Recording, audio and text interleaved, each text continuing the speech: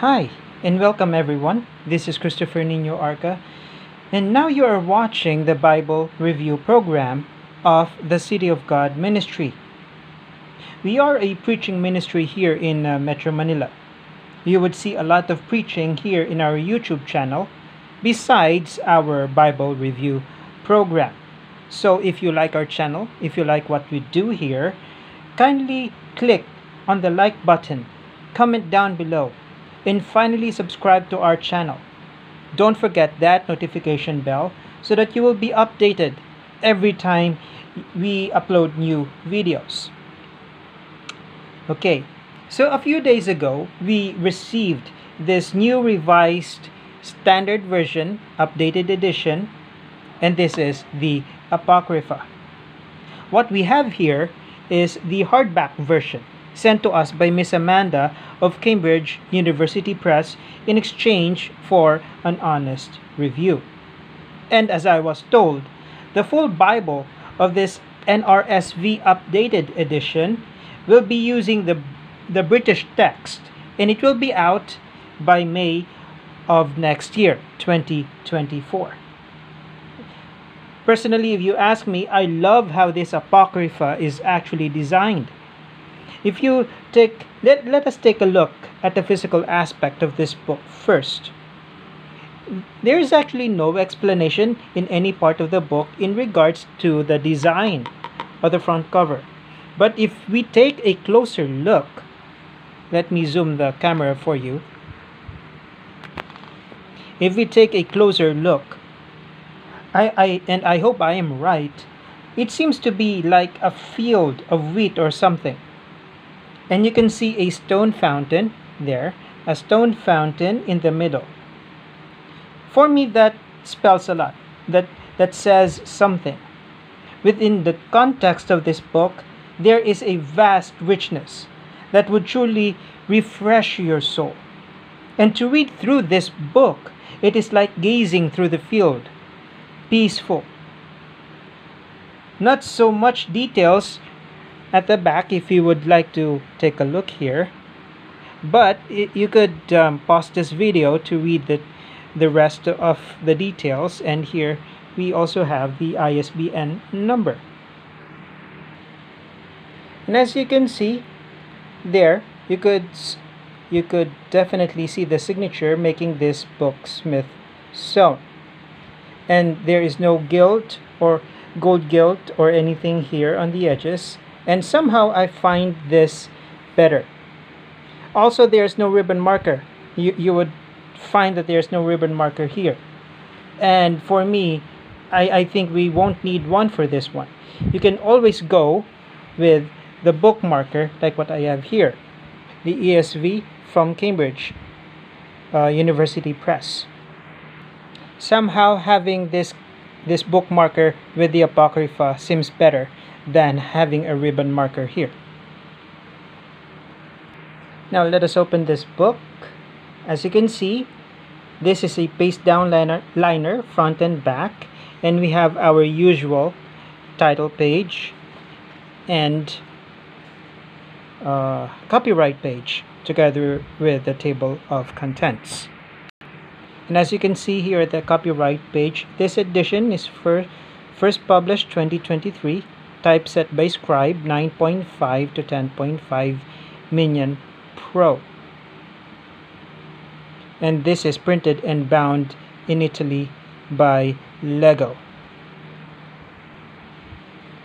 So as I am touching this paper, trying to get a feel of the texture, I believe this paper is thick enough. I don't know what is the GSM of this paper, but we will see later on if there would be any ghosting and if it would be distracting for every reader. At the next page, we have the names in order of the books. At the next, we also have to the reader, which we will discuss later on, as well as the preface here. You would see, as we move along the Bible, I love how organized they made this Bible. First off, every book starts with its own page. personal observation, my personal notes, I think you can only do some marks here and not really write because we have small spaces in this book. So if you take a look, we have a little more than 10 centimeters for the outer edge, outer outer margin. We also have, and you could see that this is a 2-column format, and also this is in a paragraph setting, and the fonts are just right. The spaces in between columns, they're roughly 5 centimeters. For the bottom and top margins, we have 10 centimeters, roughly 10 centimeters. Subheadings are printed in bold together with the chapter numbers, and the verse numbers are very readable. And as I was saying earlier, I love how organized this book really is. What do I mean by that? Take a good look here. The footnotes are not scattered, meaning to say this footnotes is for this column alone. Then this footnote is for this left column. And that is spread all throughout the Bible. So you won't be able to get lost in reading the notes of every text. And another thing, what I love about this is that you will see important details to know about every book before reading the book title. Like here in Tobit. Let me read to you what is written at the top. The books and parts of books from Tobit through 2nd Maccabees are recognized as deuterocanonical scriptures by the Roman Church, Greek, Russian, and Orthodox churches. And also here, this version of Esther has the Hebrew and the Greek text combined. If you will see, the deuterocanonical portions of the book of Esther are several additional passages found in the Greek translation of the Hebrew book of Esther, a translation that differs also in other respects from the Hebrew text. The disordered chapter numbers come from the displacement of the additions to the end of the canonical book of Esther by Jerome in his Latin translation, from the subsequent division of the Bible into chapters by Stephen Langton. You also have the Ecclesiasticus, or the wisdom of Jesus, son of Sirach. In this letter of Jeremiah, if you think this would form the part of the book of Jeremiah, you're wrong. This actually, the letter of Jeremiah is the extension of the book of Baruch. This would be chapter 6 of the book of Baruch in the Catholic Bible. Like I said, it is so kind of Cambridge to do this kind of version of the Apocrypha. Like here in Susanna, this is actually chapter 13 of the book of the prophet Daniel. This is the Greek text of the book of Daniel, as well as chapter 14, which is Bel and the dragon. This is also included in the book of Daniel, if you take a look at the Catholic Bible. Now we also have the 1st and 2nd Maccabees. Now for the rest of the books here in the Apocrypha, like 1 Esdras continuing down up to Esdras, 3 and 4 Maccabees, prayers of Manasseh, these are not included actually in the Catholic Bible, and I will explain to you later how useful these texts are. One important thing to know, this book of the Apocrypha, this just does not contain the deuterocanonical books of the Catholic Bible. What makes this special, this specific book, is that all the books are actually connected. We will get later on into that. There are a lot of things to like and learn here for both Catholics and our Christian brethren. The richness of the texts found in this book, breathtaking. Set aside our doctrinal and theological beliefs first, and let me show you what this book has. there are some paragraphs here that strike me the most that I want to share with you here. I numbered the paragraphs here in the preface and in the to the reader. All right.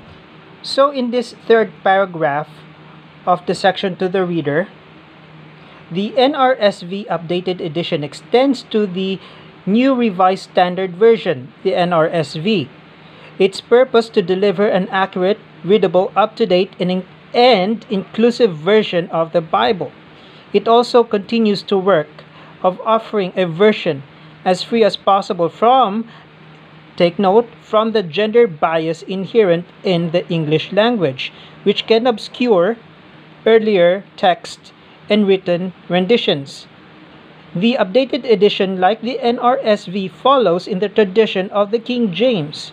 Such changes as are warranted on the basis of accuracy, clarity, euphony, and current English usage. As also stated in the NRSV preface, the Bible's message must not be what? It must not be disguised in phrases that are no longer clear or hidden under words that have changed or lost their meaning. It must be presented in language that is direct and plain and meaningful to the people. So in this third paragraph, I have to admit, yes, it is true. You need to learn a lot of things before you can make the right translation and interpretation of the biblical text. And as you write down the English translation, as the translator, you need to write the text in a language understandable to the reader. Language evolves over time. How can you understand a language written eons before? That's the usual problems of every Bible translator. How can we stay close to the original text and at the same time make readers understand what the biblical text says? And like what it says here, the updated edition would be free of any gender bias. Because traditionally, there were some words that are actually vague, and you will not be sure what these words actually identify. Now here in the next paragraph, which I mark number 2, why an update? The NRSV has been called the most accurate of English language translations based on the available manuscript evidence, textual analysis, and philological understanding. In the more than 30 years since its first publication, hundreds of ancient manuscripts have been studied in exacting detail. The updated edition is informed by the results of this research. Laboring through this material has deepened scholarly insight into Jewish, Christian, sacred texts and advanced understanding of ancient languages. With new textual evidence, historical insights, and philological understanding, which include exploring the meanings of ancient texts in light of the cultures that actually produced them, this updated edition brings greater precision in interpreting Scripture today. The goal of these practices has been to translate the ancient text as accurately as possible, while reflecting the cultural differences across time and conditions. Such a translation approach permitted by the editorial committee to present the text as literally as possible and as freely as necessary. So, actually, this is self-explanatory. So let us move on to the text itself. For this part of the review, our points of reference would also be the ESV Diadem and the Cornerstone edition, also from Cambridge. Now let us take a look at the book of Esther.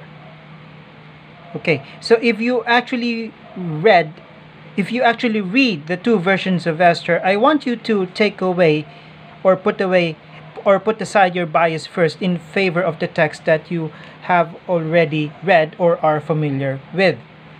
If you will read only the Hebrew text of Esther, like here, what we have in front of us, which is the diadem, you will find a lot of missing pieces, a lot of blanks. As you grew familiar with that text, you would subconsciously assume there is nothing wrong, there is nothing missing here, and that it is fine. I'm not saying that there is something wrong, it is not. But later on, you would realize the flow stopped with the missing piece, and the succeeding texts are saying, like, you won't be able to understand what the succeeding texts are saying. Because the truth is, there is something there. A leads to B, leads to C. Now let's go back here in the book of Esther. Let me prove my point. Let us move first with the text with no Apocrypha. This one. So here in chapter 2, out of nowhere, a plot is discovered with no explanation whatsoever. And you will find that here, Mordecai discovers a plot. Then, we are now here with the Apocrypha. Now, with these texts at the beginning of the book of Esther, which is actually the Greek text, you will see that with these texts at the beginning, the details here helps you understand what actually transpired leading to the plotting that we found here with the Hebrew text. Mordecai discovers a plot. Now, without that introduction, you won't understand what this plotting is all about. Now, without the details here, you will definitely miss a lot. Now here with the Hebrew text of chapter 3, still in the book of Esther, let's take a look at verses 13 to 14. Now let's take a look at what it says here. Verse 13. Letters were sent by couriers to all the king's provinces with instruction to destroy, to kill, and to annihilate all Jews, young and old, women and children, in one day, the 13th day of the 12th month, which is the month of Adar, and to plunder their goods. Verse 14. A copy of the document was to be issued as a decree in every province by proclamation. Now, what is this document? Now, with this Hebrew text, there is nothing to say. Now, let's take a look at the Apocrypha. Now, here in the Apocrypha, take a look. Chapter 3. And now this is in between 13 to 14. This is the king's letter. Now in this book of Esther, in this particular text, these verses 13 and 14, they are talking about the letters first written. And there will be succeeding text pertaining to that letter, to this letter. That detail is actually provided by the Greek text, by this book. That detail will help you understand the flow of the book of Esther. Same thing with chapter 8 of this book. Okay, so this is the Hebrew text again.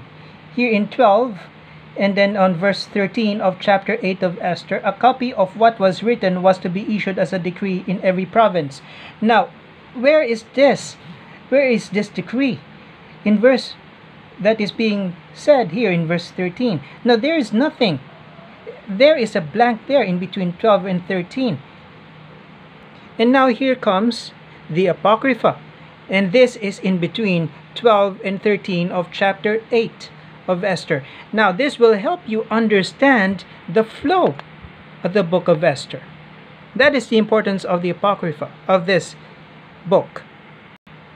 The text of the Apocrypha makes it more understandable and to make the entire text richer. Now these are the books the Catholic Bibles don't have. We have the 1 Esdras, we have the Prayer of Manasseh, we have the 151 Psalm, we have the 3rd Maccabees, we have the 2nd Esdras, we have 4th Maccabees. Now let's stop from there. I find these extra books actually important.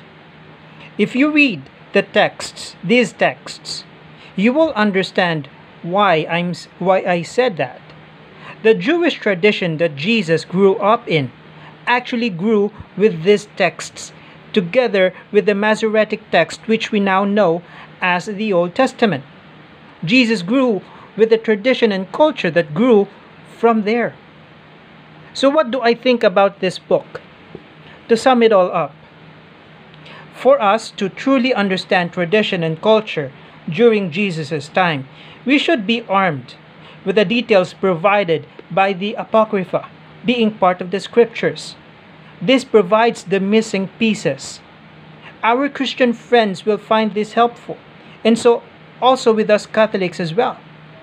So if you are studying the Bible, you should include this in your study. I truly appreciate the scholarly work done in this book. This is truly a gold mine. This is truly a gold mine. I could not get far. I could not get far to do a thorough translation of the. I could not get far to do a thorough review of this translation and to do a side by side with the Greek text. But that will be a review for the next time. So, thank you very much for staying with me here in this Bible review, and God bless.